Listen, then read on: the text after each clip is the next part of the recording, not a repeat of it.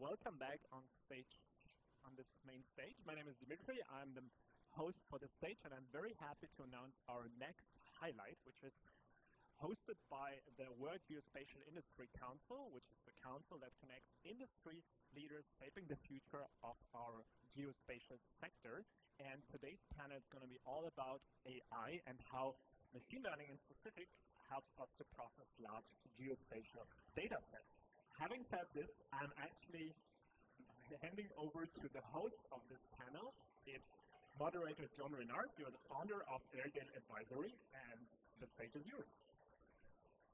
Thank you very much. Welcome everybody to this panel discussion facilitated and organized by the World Geospatial Industry Council. As you heard, we're a not-for-profit industry association of commercial geospatial companies representing the entire value chain of the geospatial ecosystem. As well as being the founder of INTERGEO Advisory, I've been involved with WGISS since it was founded at the United Nations in New York in August 2018. And I also chair WGISS's data committee that's doing a series of really exciting things, including podcasts around all the current topics within data and geospatial. So we're here today to discuss AI and machine learning and how that's taking a transformative role and how that's only going to increase in the future. And as well as discussing the opportunities that AI and ML continue to present, we will also discuss some of the challenges that AI and ML pose. We've got a lot to cover in a short amount of time, so the format for this panel discussion is as follows.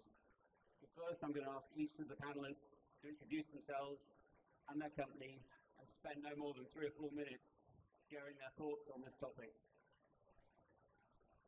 We'll then discuss some of the key points raised by the 5 panelists before hopefully taking at least a couple of questions from the floor. And then if time permitting, I will then ask for closing comments from each of the panelists. So, without further ado, I'm going to hand over to our first panelist, Jim Van Rens. Hello, everyone. Jim Van Rens with Regal. Regal produces geospatial LiDAR, and LiDAR and imagery, of course, was the original big data. So we're very used to this and are working on it. So the theme for my thoughts here today is more signal, less noise. Right? So at Regal, we focus diligently on separating signal from outliers, noise elements, atmospheric scattering, electronic interference. So what that provides for you, the data user, is a framework for operational clarity, edge efficiency, and then the decision-grade outputs. So this is the power of precision to provide trust in the data. And for AI-related data, that's a big issue. So how do we do it? We utilize strategic filters for LiDAR signal optimization. Now, I must warn you, my marketing person told me this is too nerdy. I'm going to lose about 80% of the audience, but here we go. So there's intelligent pre-processing we do at the edge, right? And so how do we do that? Onboard noise filtering. We utilize algorithms to discard irrelevant returns, multipath echoes, atmospheric interference, and that's before transmission. And then we jump into, of course, real-time classification. So we apply AI models to tag vegetation, vehicles, infrastructure, and to reduce the post-processing load, which is critical. So this is very, very, very useful for airborne and mobile data sets. Next, we utilize adaptive denoising algorithms. So spatial coherence filters. These preserve the structural edges while removing random scatter, so particularly for mobile mapping and asset extraction is critical. Then, of course, the temporal stacking. It's well known, used by everybody everywhere. We combine multiple passes or multiple data points to reinforce persistent features and suppress transient noise. So moving objects, people, weather artifacts, things of that nature. Wavelet-based denoising, so we decompose the signal to preserve the pulse shapes and eliminate things of that nature. So then we move on to semantic segmentation with confidence scoring. So this is a little more nerdy AI type stuff. So machine learning approaches utilizing convolutional neural networks, typically tagged CNN are used there. Deep learning models, so we train labeled data sets. There's a lot of training that takes place with these to assign confidence levels at each point to allow downstream systems to prioritize high-quality data, use case tuning. So, for instance, for mobile systems, we want to be able to tune in the transportation features that are critical to the end user. So the signal then becomes context aware as opposed to the noise getting in the way. Then there's, there's compression issues that we have to talk about to facilitate that. But then there's feedback loops for continuous improvement. And there's a number of tools that are utilized there, but in regards to AI data set assessment, the human in the loop quality assurance is critical, right? So that is expert review of data sets to be able to provide informative assessment of critical data sets, things of that nature. Then Regal is, of course, from this process, developed a number of tools, image analyzers to remove blur faces, license plates. Probably the more powerful and popular ones are AI airborne LiDAR point cloud classification and related ML point cloud classification. That's important because these two data sets have a tendency to be enormous. And so we're able to, with a few clicks, extract valuable insights into ground characteristics, vegetation, things of that nature. And then, of course, there's a number of other tools. We can identify targets, things in the data set that facilitate things. One of the neat aspects was a point cloud shader, and what this did was it makes use of advanced rendering of point cloud data to previously undetected details are illuminated then. So really kind of cool. There's a number of other tools as well, but I want to finish with one that's important for us because it's a very difficult area. Dr. Nan Li, she's a PhD with Regal from the Technical University of Vienna. She got a PhD in AI, and she's published a white paper, which I think is terrific, difficult to read, of course, but it's deep learning for bathymetry. And so what she's doing is she's assessing bathymetric LiDAR waveforms. She's utilizing pre-detection averaging. She's using a deep learning assisted decomposition process with a ResNet 18 network, one of the little tools that deep learning networks utilize. And then, of course, there's a little process called DL-AVG-XDC. I just want to be specific about this. And so what that does, it enhances shape detection, accuracy, and things of that nature. And then to kind of come back to the beginning, it enhances signal and helps to remove noise. And on to that. Thank you. Well, I'll be slightly less technical than Jim's been, but hello everybody, it's great to be here. I'm Rachel Tidmarsh, I'm the CEO at Blue Sky International, and we are a recent acquisition of Woolpert, who I'm representing today. Woolpert are a global architecture, engineering and geospatial company. They have around 3,000 people around the globe with about 75 offices. And basically, on the geospatial side of the business, we are collecting LiDAR, imagery, radar, sonar data from the air, from the ground, and from the sea. And so, as you can imagine, we are processing huge volumes of data on a daily basis. So, from our perspective, what we're looking at and the excitement of AI and ML is basically how that can help us speed up that process, that it can improve the data that we're delivering to our customers in a more timely fashion and more cost effectively. So it's twofold really in terms of how it's helping our business, but how it's helping the customer. And the most important and exciting part of that, I feel, is the applications that we can extract from the data and what those are being used for. So, for example, in the UK, we capture data on a rolling 2-year program. We have 12.5 centimetre imagery that we capture nationally, and we create high data sets. And the amount of information that can be extracted from that has previously been prohibitive because of the amount of resources that we would have to apply to it, the cost that it would take to do it. Whereas now, with the advent of AI and ML, we're actually being able to extract multiple layers of data out of the traditional aerial photography. So rather than just delivering imagery to our customers, we can actually extract layers of information that helps them make informed decisions. So to give you an example of that, we're extracting trees on a national basis in the UK. We are extracting other multiple data sets that then can be delivered to the customer to meet their requirements. And on a processing point of view, we're processing huge amounts of data. So in terms of delivering faster, cleaner, more quickly, more efficiently, those are the areas that we're focusing on, and that's where the excitement is for us at Walpert in terms of what AI and ML is going to bring. Okay, thank you. Hi everyone, my name is Ian Basic. I'm the CEO of the datasets company. It's a private owned company operating in different countries in Europe and around the world. And the company actually consists of different experts from different disciplines, and main focus is to support customers in the geospatial industry. So this is basically what we do, not thinking that scale, but we are more focused on the road and rail infrastructure. So our customers are surveying companies, but also big cable companies, power line companies. Usually they collect data with their sensors, different ones, and what we do actually, we support them.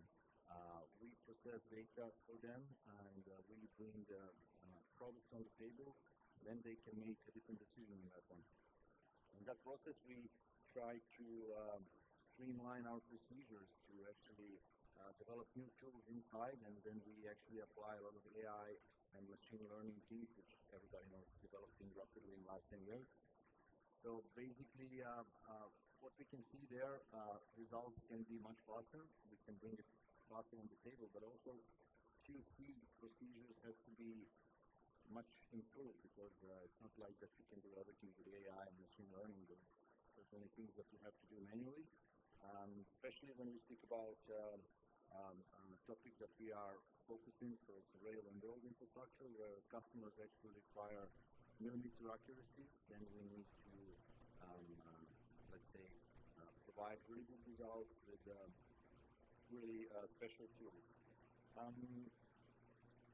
Basically, company portfolio offer wide spectrum of geospatial services, from mobile mapping, processing of mobile mapping data, terrestrial scanners, other sensors, drones, but mostly focuses on mobile mapping, and there we are expertise. And company is basically dedicated to develop and innovate new solution and transforming, to be able to transform mobile mapping industry in some way.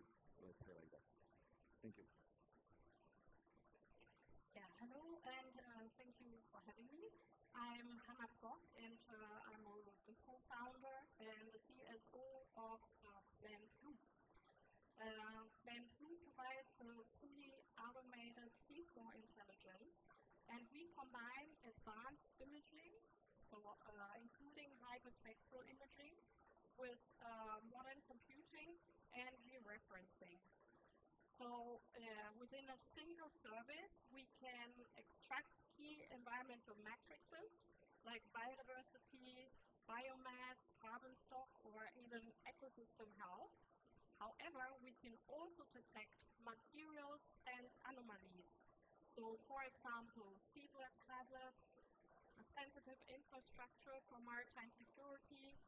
We can detect conditions from infrastructure assets such as corrosion, but we can also document environmental crimes like oil residue and plastics. So we visualize data on a millimeter scale, which is reference data layers, and we are actually shocked because we can ground truth satellite, LiDAR data, or bathymetric data. And what are we doing different than other companies?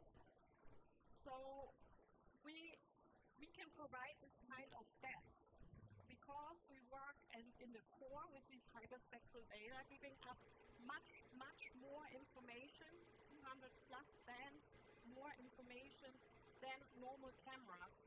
We work with three-dimensional data sets, so each picture is three-dimensional, and that allows us to look at spectral fingerprints. So if you imagine if a light hits a molecule, it emits, absorbs, or reflects light in a very specific way. And within this signature, we can interpret the data. So we not look what kind of shape there is, we look what it is made of. And that we can, because we have this depth of data, we can automate now processes which could not be automated before to make and deliver decision-ready data at scale. So our biggest project is in Italy, where we really map on nation-scale habitats for the world's first time. And we try to achieve faster, better, and more cheaper data. Yeah, maybe just to say, we are working already since 15 years on this development, and 8 years as a company, so it's a very difficult technology to bring underwater. So I'm very happy to go into more technical details, but I leave it for now. Thank you. Good afternoon, everybody. My name is Jeremiah Johnson, and I'm the solution engineer for imagery at Esri.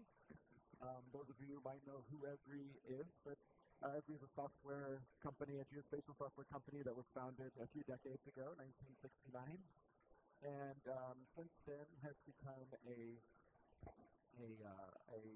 what we like to call a system of record for many geospatial assets. So a lot of our users are using our software to either create, store, or disseminate a lot of this data that we're going to be talking about today. What's really important for us and what we tell our users every day is that data is only as important as it is accessible, or it's only as usable as it is accessible. So accessibility of data is really important.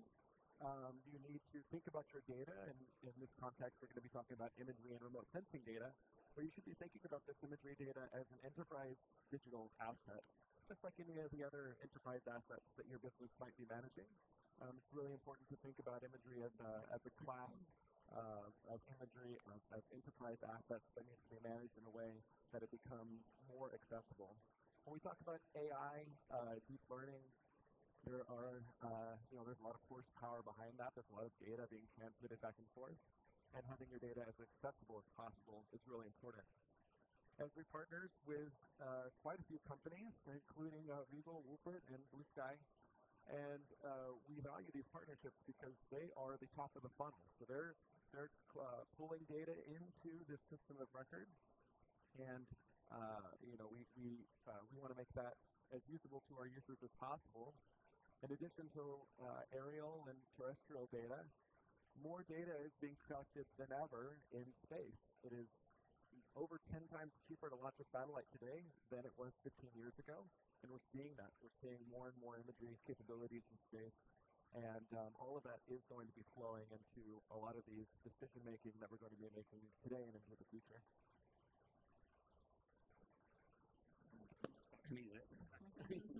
Thank you, everybody, and thank you for your opening comments.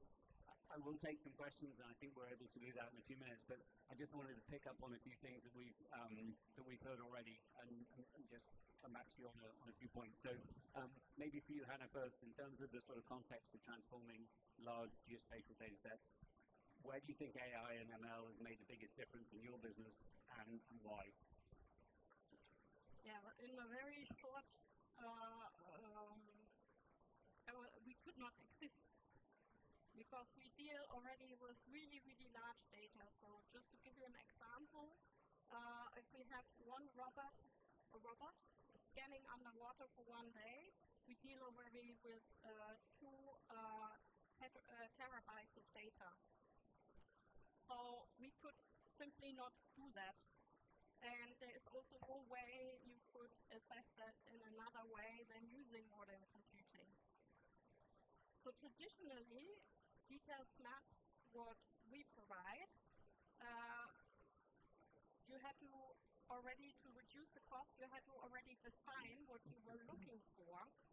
You could just do point samples and extrapolate them. And today we can continuously make data-driven maps. We can collect data today which can be reanalyzed years later, and we can extract new insights. And this gives us a completely new opportunity for scalability, for detail, and also for speed. So we can scan and we can crunch data in a very fast time to data, and can then also draw a fast decision. And then it doesn't matter if it's an inspection of an offshore infrastructure asset, or if it's a detection of unexploded ordnance, or sabotage, or monitoring sensitive habitats. Thank you. Jim, anything you want to add on that in terms of how Regal's an established business, been around for many years, how AI and ML has really transformed, and what's been the biggest impact? AI is, of course, as everyone knows, an exceptional tool. So you start out with your existing, hopefully rigorous methods for assessing data, determining the performance levels of how you're acquiring data, in our case. And so AI is a fabulous tool to be able to facilitate the speed of that processing. So at the edge, right before it gets to a final data set, so to speak, we're able to interpret and guide things. I think one of the things that I want to talk about, though, is the challenge of AI and data trust, right? So AI is, of course, fabulous. You know, let's get on ChatGPT and figure out how to present my information, and it's going to put it together quicker and things of that nature, and then half the damn stuff is stupid, right? So that's the big challenge for us. And for us, signal processing is critical. That's where the precision. So a lot of people comment, you know, we love your data. It's so precise. It's so clean. You know, that sort of thing. It's that precision that's critical to this. And AI facilitates that. But you got to keep an eye on it, without a doubt. It's like a teenager sometimes. So, you know, it's important. Thanks, Jim. And I don't know if anybody else wants to comment on that first question or... No? Okay. So I guess, Jim, picking up on that point, and maybe to you, Jeremiah, I mean, this idea of trust and discoverable and reliable, I think you talked about data is only as usable as it is accessible. How do we make sure that we have the right data about the right place at the right time? Yeah. And this is a really, really important question. You know, we can sit here on stage and say we produce great data. I can send you excellent data, but you as a user, when you're trying to make a decision and you're trying to find data, how do you know that this data is trustworthy? Not too long ago, geospatial data was derived or collected or given to us by government contracts, the government. You know, you could almost assume the data would be correct. You could almost assume that the parcels or the right-of-ways would be correct because it came from a source that you trusted. You know, these days it might not be that easy, especially since you mentioned ChatGPT. ChatGPT can write more geospatial metadata than a team of interns can in a summer. So it's really, really important to rely on this sort of chain of this chain of where this data came from, right?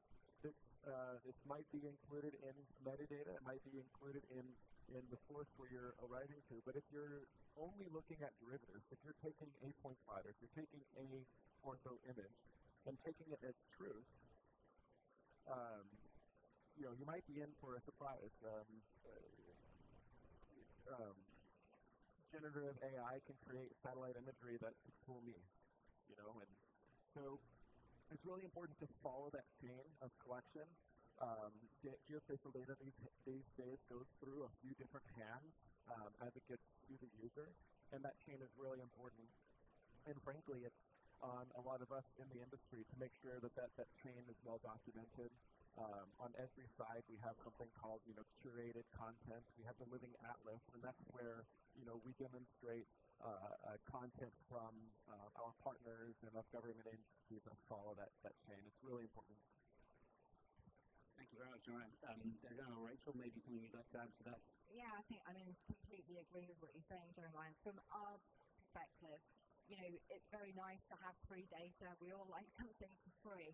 But actually, the provenance of where the data has come from, I think, is really important. Our data is being used to make big decisions by government agencies, by commercial businesses, and without that provenance of, whether it's the metadata, we're working, to standards so that people can rely on the data that they're being given. They know when it was taken. They've got the specifications and the calibration details of the cameras and so on that it's been used for. So free data obviously has its place, but in terms of kind of how the market is looking at it, quite often I think they see imagery now because of Google Earth and everything else that it's a commodity, whereas actually to maintain these data sets is quite a costly business. And so it's horses for courses really, and making sure if you are making key decisions based on this data that you've got the provenance of that alongside it. So Hannah, go through. Hannah, yeah, please. Yeah, of course, I have to point out that farm truthing is key, because that's something we as a company want to provide, to have this missing link for stills and detailed seafloor data. We have nowadays less than 1%. We have not of this kind of detailed data in our ocean, which covers 2/3 of our planet. So that is really big. But I would also like to throw something else, and I think it's really important to also visualize data, that the user can also see that it is conclusive. So for example, in Plan 2 we have auto photos or auto mosaic, which is georeference, and then we layer our hyperspectral data directly on the top. So you can see already that this is conclusive. Yeah, and then you can, of course, have more information on the top of that. I think this kind of things can be done, and we can create more trust and reliability also with the data. Anything else anybody wants to? So I totally agree. Basically, if we speak about the free data on the market, you can have it. It's always usable. Everybody likes it. That's true. But if you want to use it, then you really have to tweak it and play around it and to be actually sure that you have a right product. So in the end, reliability is really important. If we speak about AI models and machine learning, also you have a lot of free content there online. You can use it. You can train something on your own, but the result is always questionable. You have to work around that. Yeah, so many countries, particularly in the West, have country mapping programs. And one of the huge advantages of those mapping programs is they set a standard, so to speak. So they talk about acquisition and how you need to meet certain standards. They talk about data governance. They discuss process optimization, things of that nature. And I think that's a boon to all of us. I had the opportunity to be in a call with the GIS director of Los Angeles, and when he compared his high-quality data sets from known collectors that were qualification-based people with some of the low-end data that was cheap and easy to find and that fire departments had purchased and police departments had purchased, it created a nightmare during a critical time. And so we have to be thoughtful. in this process. So data governance is critical, and there's tons of data coming at us from all over the place all the time.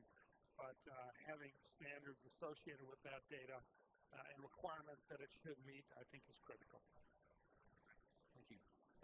Maybe just a couple more questions from me, and then I'll throw it open to the floor. So, Dejan, for you, I know your business does a lot of work. You talked about you work with sort of rail and cities. And particularly, I want to talk a little bit about visual cities and sort of the impact you've seen there, and particularly on the kind of the workflows and the things that we might expect as citizens from some of the advantages and advances that are coming from AI and ML. Yeah. So basically, in our industry, you may remember like a pure surveying business. Before you had teams who did the surveying with the toll station, these kind of things on site. Today we have mobile mapping systems. 10 years ago, they did collect much less data than today. We have today systems with 2-3 million per second, and data really become really massive. So we have to deal with that.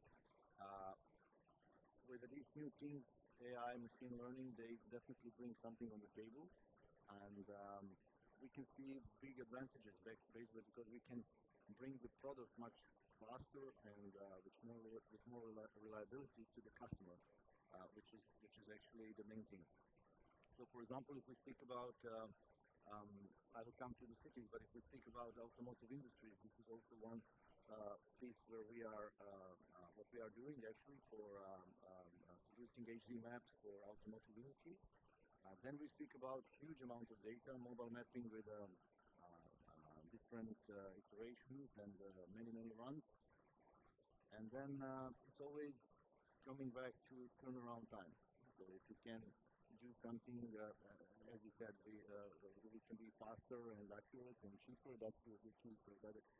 Basically, you need to make that product in some normal time frame. Otherwise, things can change on the site. So if you process some data and bring the final result 3-4 months after data collection, there will be many changes in the meantime. Who knows what can happen? It's the same with the cities. So basically, we can see that there will be big changes in the next 10 years. Who knows what can happen? But if we speak about data collection with airborne LiDAR systems in combination with the mobile mapping to have a digital cities, then things will definitely change. And I think there is standards already in many cities, many countries. And when everything is standardized, we will have available data in the right conditions. Anybody else want to add anything around the city? No? Okay. One more from me and then I'll throw it open. So we've talked a lot about the positives on AI and ML. What about some of the constraints and challenges and in particular the biggest limitations? Jim, do you want to just I think Christian's been clear on that topic all along, and that is the big challenge, right? So how do we establish procedures for data governance to go through and crawl through data, and we can utilize AI tools for this, that sort of approach. But that's the challenge. How do we really put trust and faith in the data? How do we make sure that the data that we're generating and producing is useful to us as the user, real time, at the right place, at the right time? And that I think is the big challenge, and it's trust. I think all of us have talked a little bit about that. Can I tag on a little bit to the question? Yeah. Is there a skills challenge as well for us within the geo community? So there's lots of terrific skills that the geospatial world has developed over the years, and one of the things that I found that is probably more important than anything else, and that's critical thinking. I think it's spatial awareness, and not from a geospatial standpoint, but from an intellectual standpoint. Where are you? What's going on? What is the context? And then how do we analyze that? And there is no amount of power and speed and capability that AI is going to bring to that capability. So the critical thinking aspect is it. So if you've got a great skill but you can't critically think, I'd stop and assess where we're going and what we're doing. Yeah, so hitting on the skills thing, obviously, you know, we're all aware of the impact that's having potentially on jobs in the future and so on. And so I think it's going to be a case of upskilling in terms of the staff that are doing maybe the more labour-intensive manual work. Exactly to your point, you know, critical thinking is key.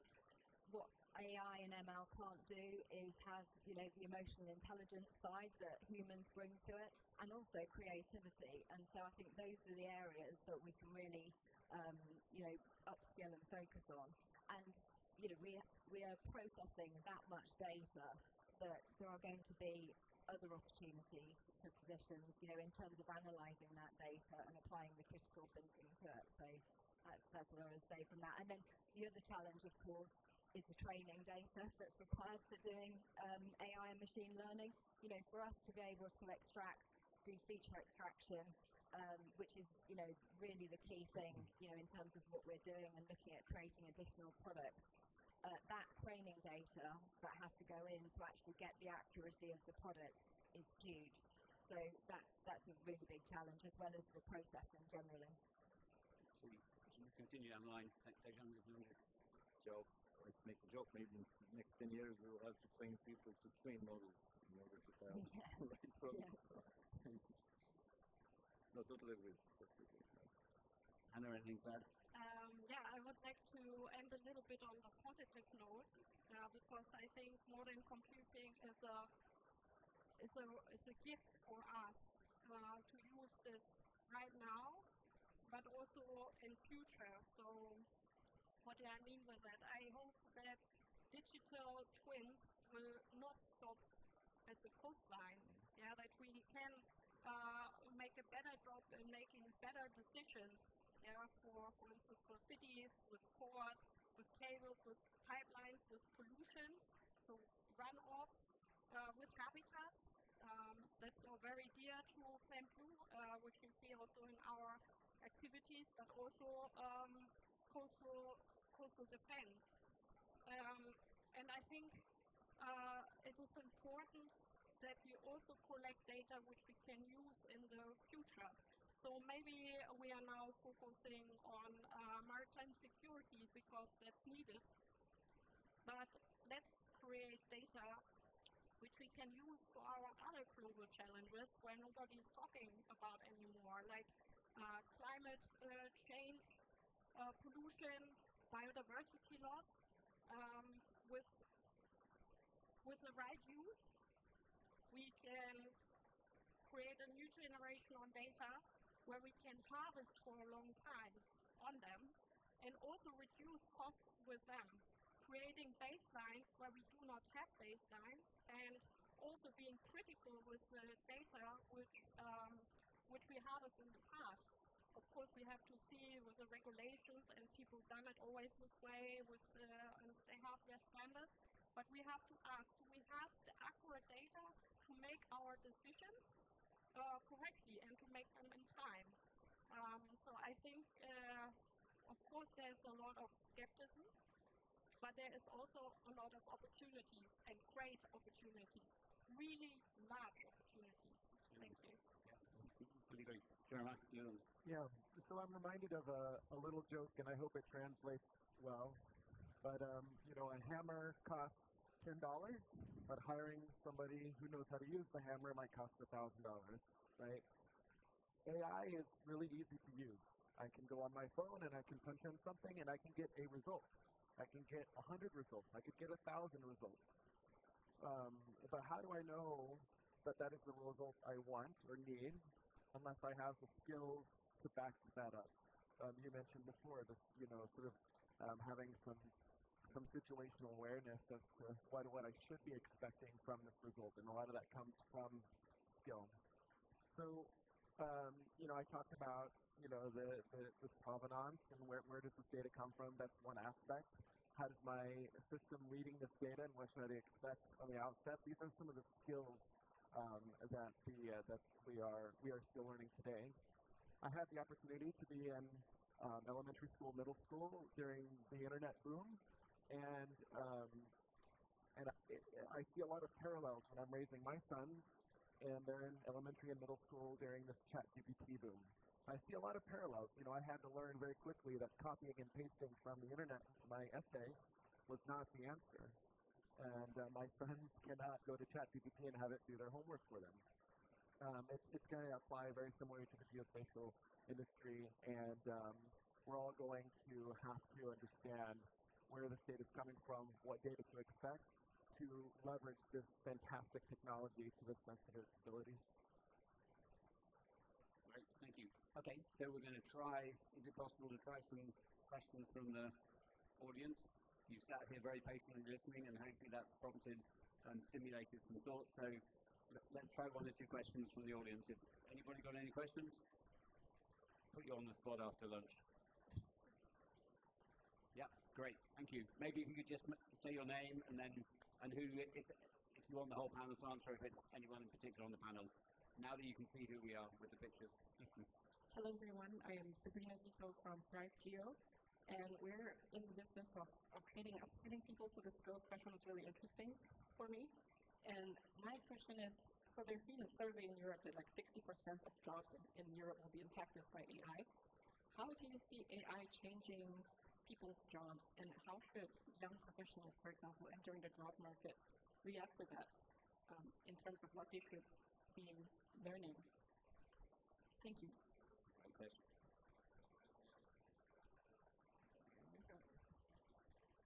So, great question. We have some trained data sets for our customer support team to be able to look at, right?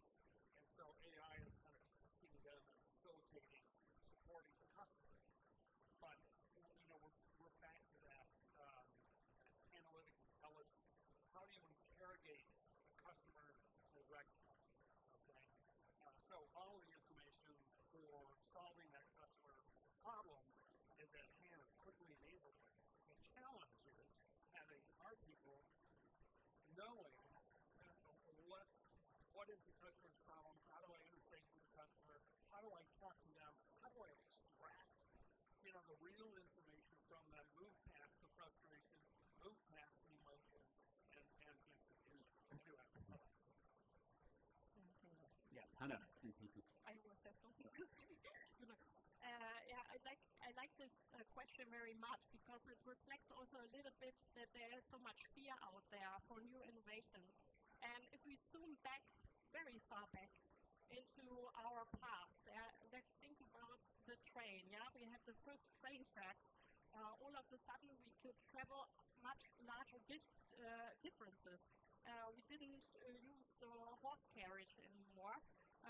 So I think to have a positive outlook, I think we need to learn.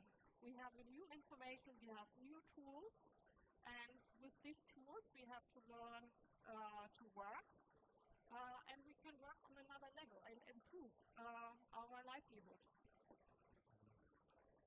Yeah, I think I agree. I mean, we liken it to analog cameras and digital cameras. You know, I remember in the early 2000s, everybody was petrified about digital cameras coming on the scene and what that was going to mean, and people losing jobs in dark rooms and scanning and all of that kind of thing.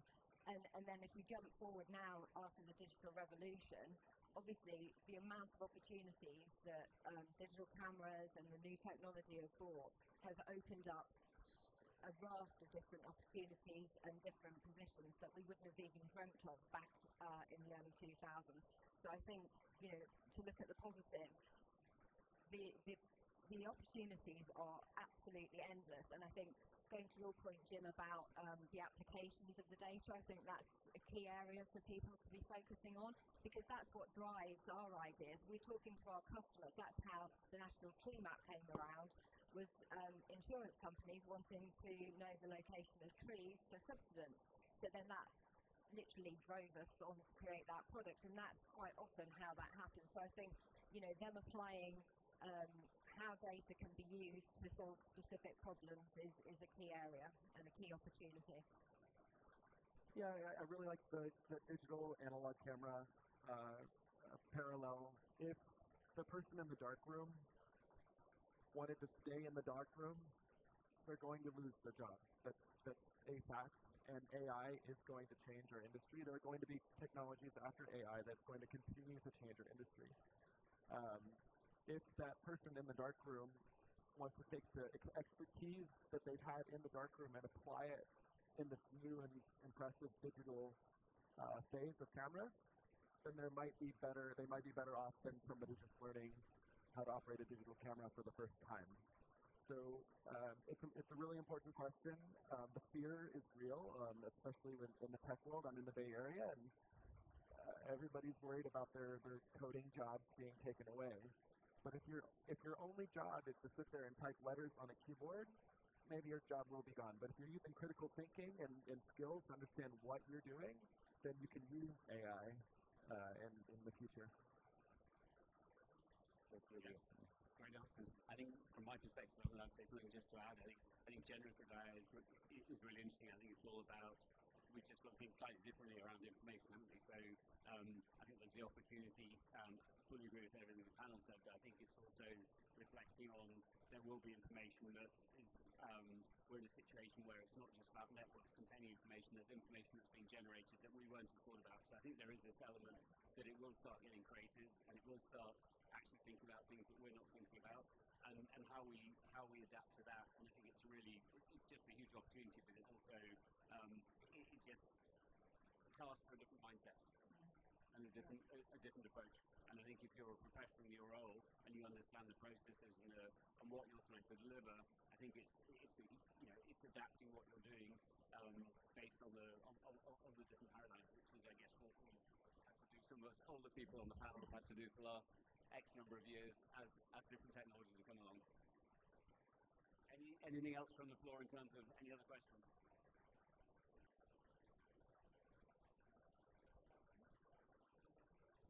No. I think. Yeah. Rachel triggered something for me. On the flight over, I watched this marvelous little movie called How to Train Your Dragon. And I don't know if you've seen it, but I would counsel young people to watch that movie and think how to train a data set and to go through the abuse and the problems and the difficulties and the challenges and the explosion and build a system. That's a cracking analogy. We've still got a few minutes left, and I don't know whether do we have any other questions? I'm also conscious we've had about 50 minutes, so I guess we've got a choice panel. We can make some closing comments, or we can think about sort of wrapping up in the next few minutes. Where's everyone at? Yeah, I think so. Anybody want to say anything in closing comments? Okay. Well, thank you all for listening. Hopefully that gave you some insights and some real world experience and some valuable thoughts on this whole journey that we're on. And thank you very much for listening. Thank you for your participation. And if you get a chance, just to plug downstairs, there's a World Geospatial Industry Council stand. I think it's column row G, but you'll find us very close to the Trimble stand.